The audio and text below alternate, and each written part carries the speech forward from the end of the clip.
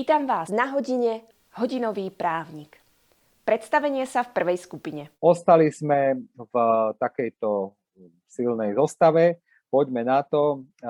Ja teda neviem, mali by sme začať nejakým našim vzájomným predstavením. Tak poďme sa teda si povedať, možno, že či sa niečo zmenilo za posledný čas, čokoľvek, čo vám napadá. Tak poďte do toho. Koli junior, poď, čo máš? My sa už asi aj poznáme, ale môžeš povedať. Takže som na školách veterán, som tu od prvej hodiny. No tak ja si myslím, že ja som tiež už tak veterán trochu. Hej, tak ja som tu tiež od druhej hodiny, ak som nejako vynechal, tak to bola asi iba náhoda. Som, že budete super tým, lebo aj od toho to závisí, ono je to úplne bežné aj. Druhá skupina. Vysvetlenie zadania, ako pripraviť obhajobu nejakého tvrdenia. V tom reálnom dospeláckom svete, že na niektoré tie právnické prípady naozaj sedí nad tým právnikov, aby pripravilo tú najlepšiu obhajobu práve pre to riešenie, akého klienta zastupujú. No tak keďže vy zastupujete študentov, ktorí vlastne sa rozhodli presadiť zrušenie povinnej školskej dochádzky, tak to bude vlastne vaša úloha. O chvíľočku vám začne plynúť čas, zhruba 40 minút, tak aby sme sa o 17. hodiny vedeli spojiť vlastne s tou druhou protiskupinou, ktorá vlastne bude prezentovať tie názory, že nie sú vlastne za zrušenie povinnej školskej dochádzky. Podotýkam, nebavíme sa o zrušení škôl. Hej, my len akože chceme, že tých študentov, ktorých vy ako právnická kancelária zastupujete, chcú, aby to bolo dobrovoľné, aby sa študent rozhodol, kedy pôjde do školy, na aké pôjde predmety, hej, čiže aby bola oveľa väčšia voľnosť. Neviem, či ste niekedy mali možnosť sledovať, je taký veľmi zaujímavý, je aj film natočený podľa skutočnej udalosti, tá škola reálne existuje, volá sa Summerhill. Počuli ste to niekedy? Asi áno, lebo si to hovorila minulé. Hej, a má to veľa podobného, iba s tým rozdielom, že tam rodičia nechajú deti, je to ako keby internátna škola a tam, keď žiak nechce chodiť aj celý rok do školy, nechodí, hej.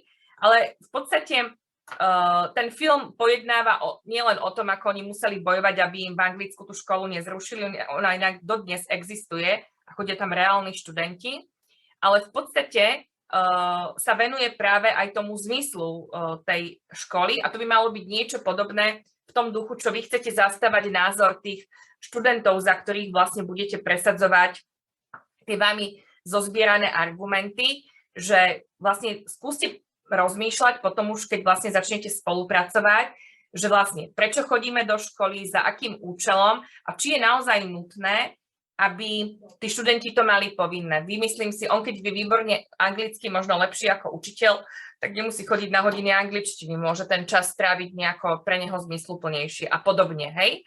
Nemali by to byť len vaše názory, lebo už ste akože právnici, že mali by to byť nejaké argumenty. To znamená, že tie vaše názory by mali byť podložené nejakými tvrdeniami.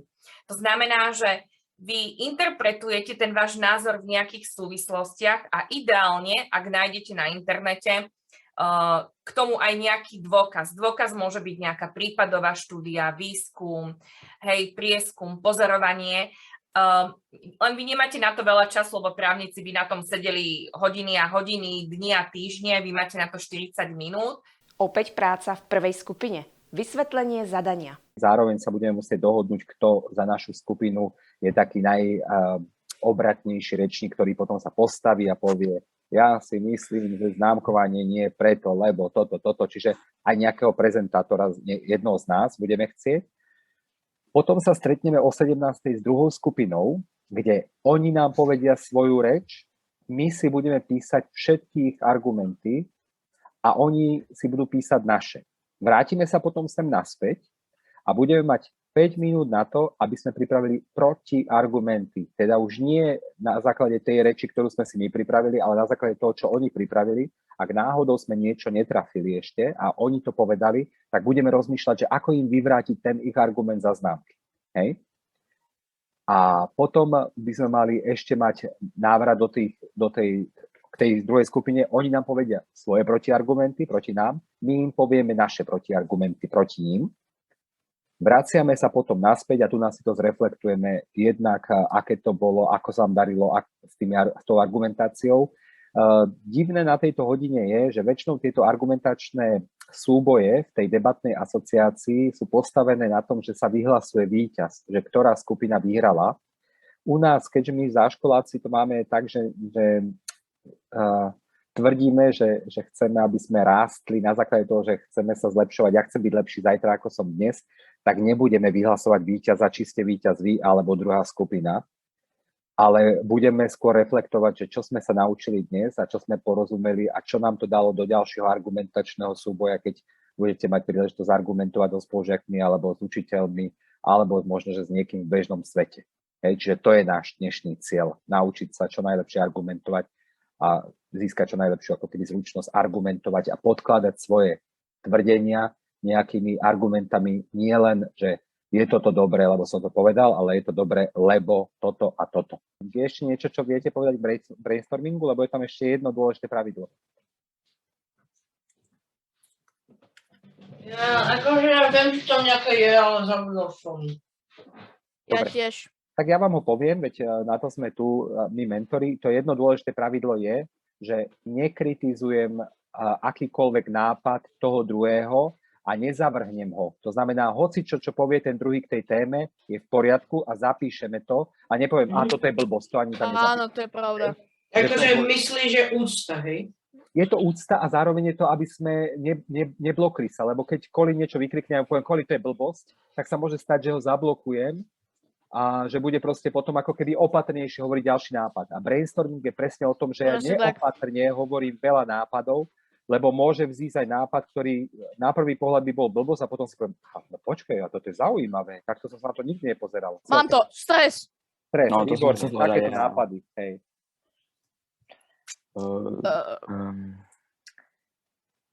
Vysvedčenie. Brainstorming v prvej skupine. Presne tak, vysvedčenie. Lepšia produktivita.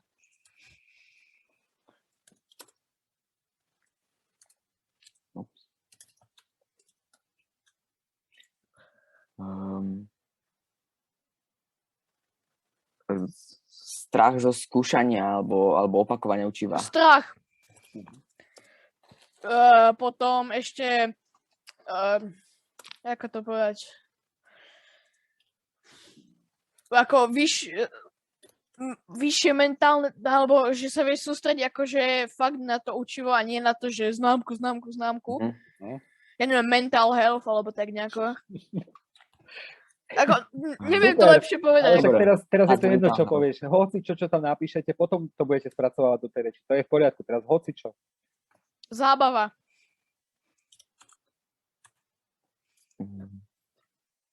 Vyššia koncentrácia. Menej porovnávania, akože že prídeš s vyšším, ja mám jednotku, ty máš dvojku, Aha,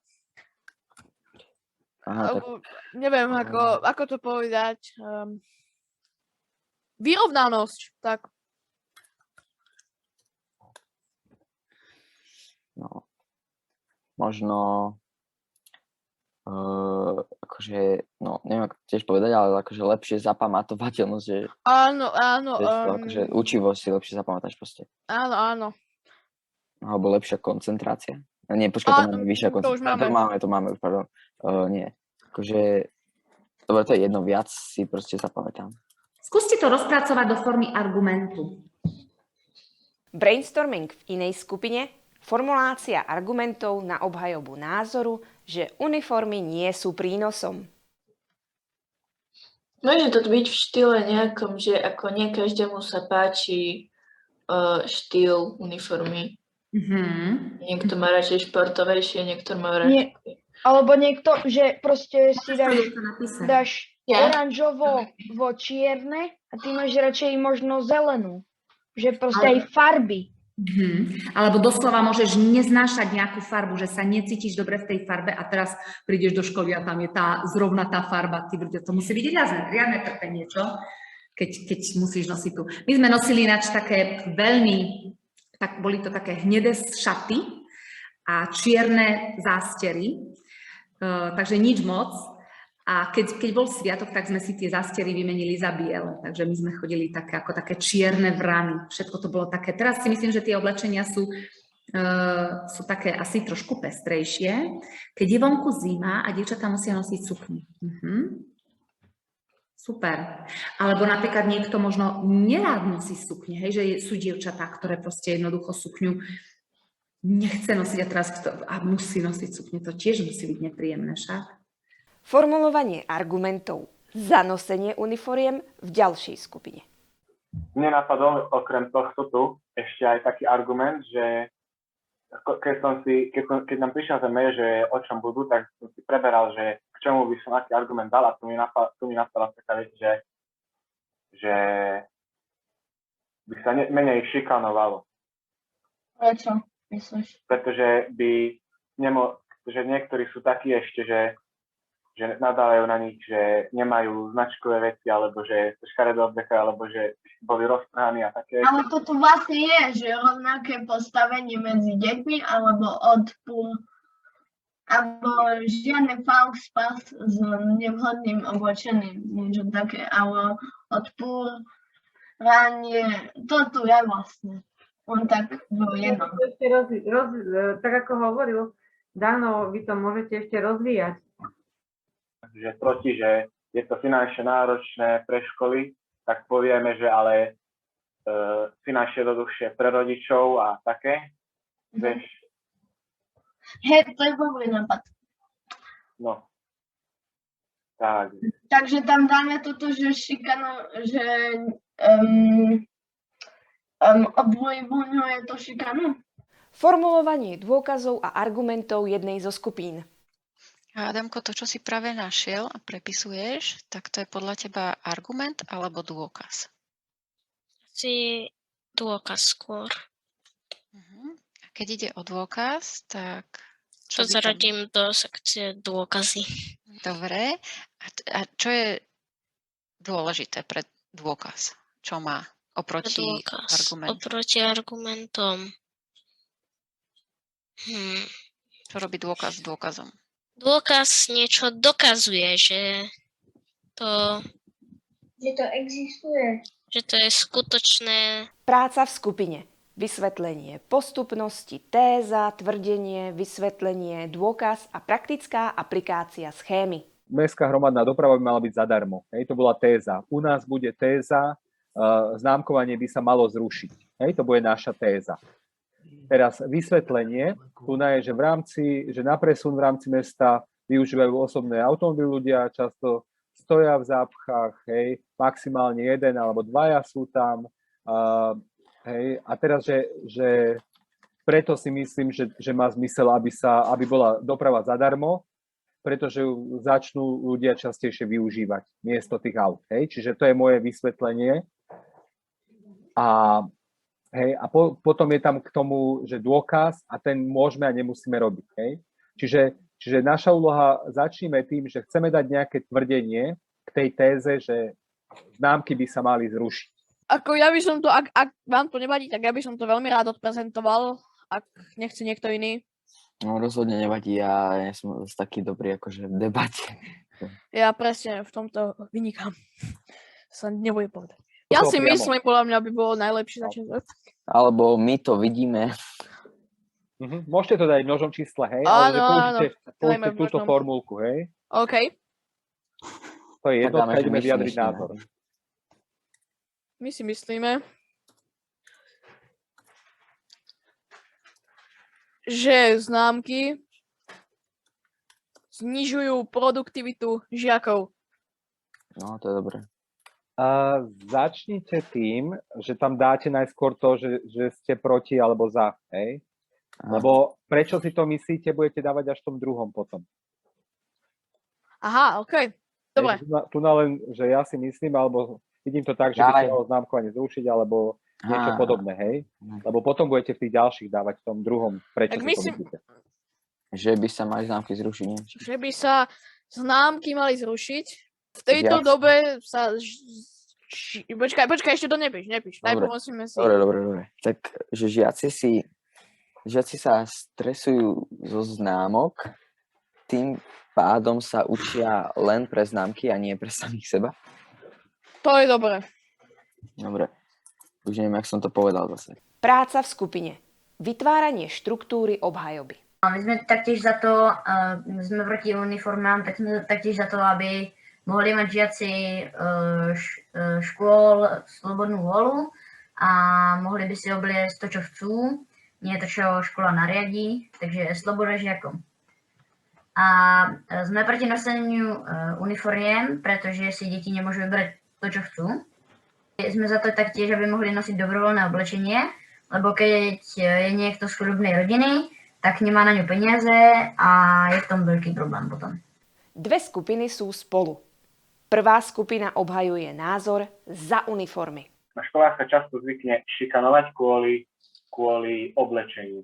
Že keď práve, že ako troška zaproti argumentom, že ako ste vyhovorili, že žiaci sa nemôžu píšiť so svojím oblečením, tak zároveň tí druhí žiaci, čo nemajú také dobré oblečenie, by sa cítili menej cenní, kebyže vidia ostatných, ako nosia to oblečenie, že také super drahé, premakané značkové a oni si to nemôžu si to dovoliť. A nemajú.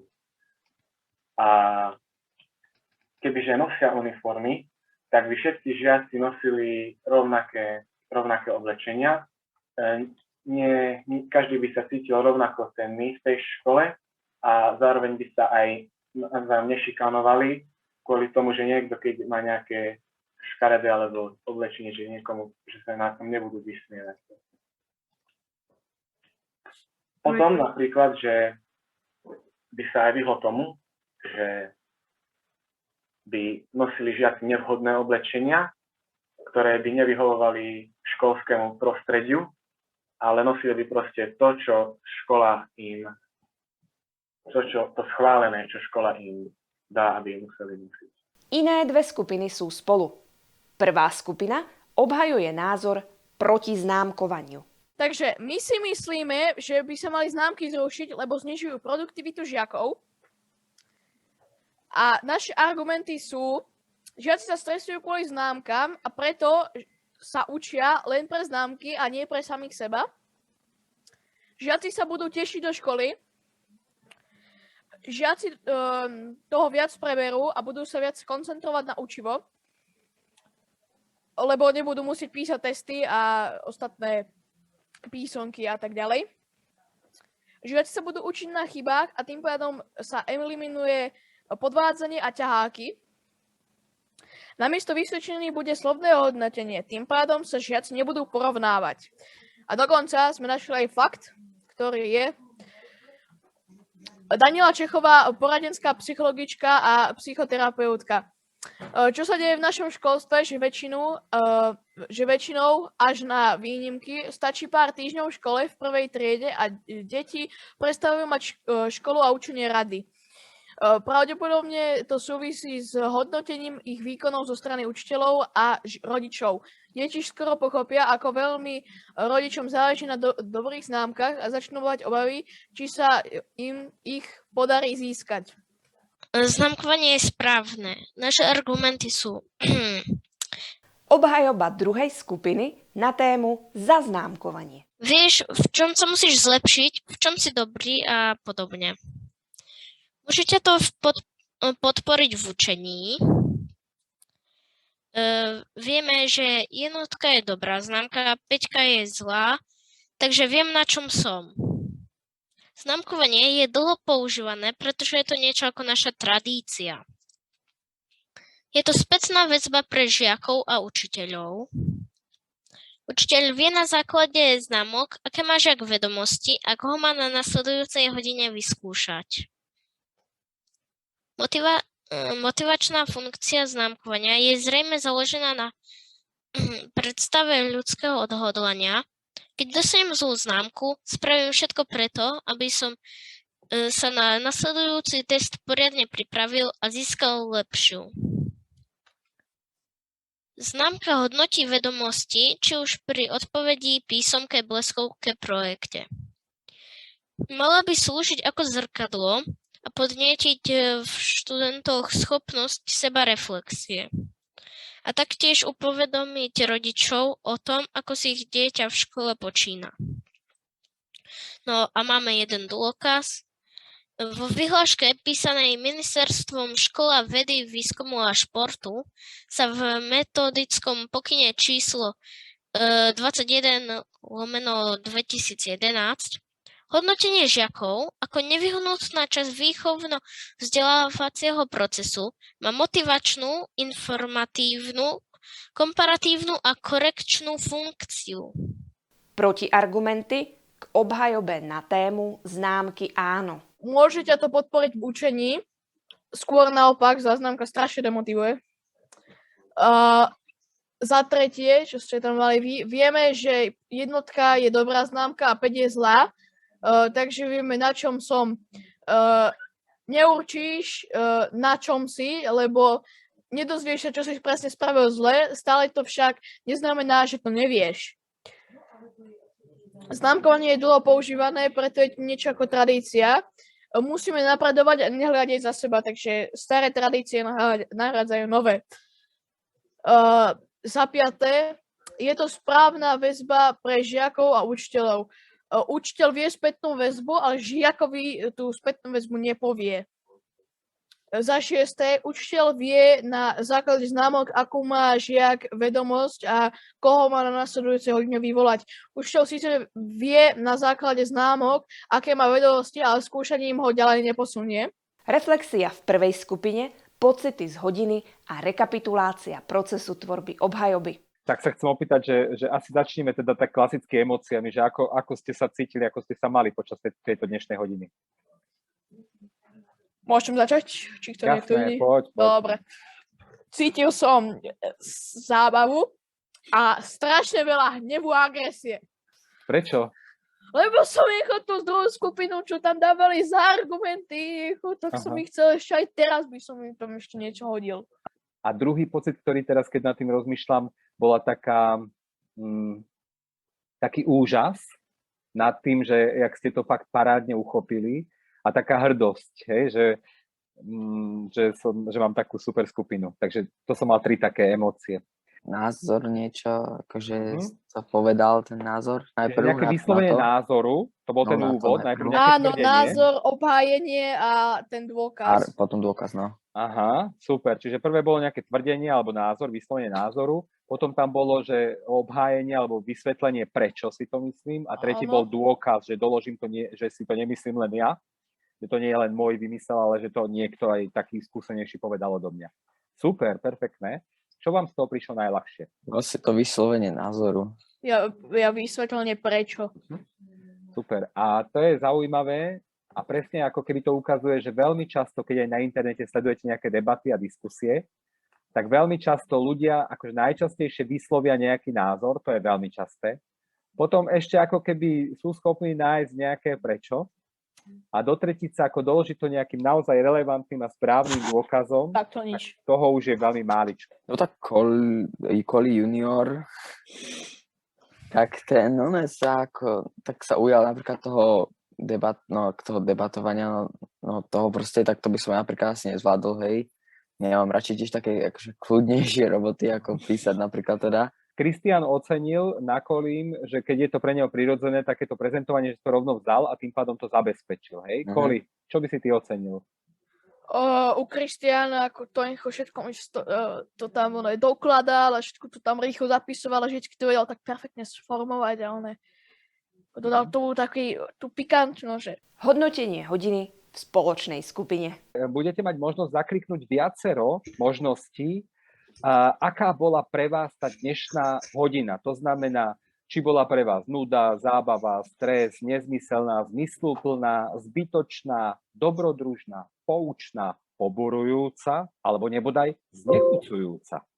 Takže poďte na to, otváram vám, môžete skúsiť zahlasovať, aká bola tá hodina dnešná pre vás. Všetky odpovede sú správne. Krásne na tomto je, že vyjadrujete svoj názor. Hej? Môžete, pre niekoho to mohla byť nuda, pre niekoho to mohla byť zábava.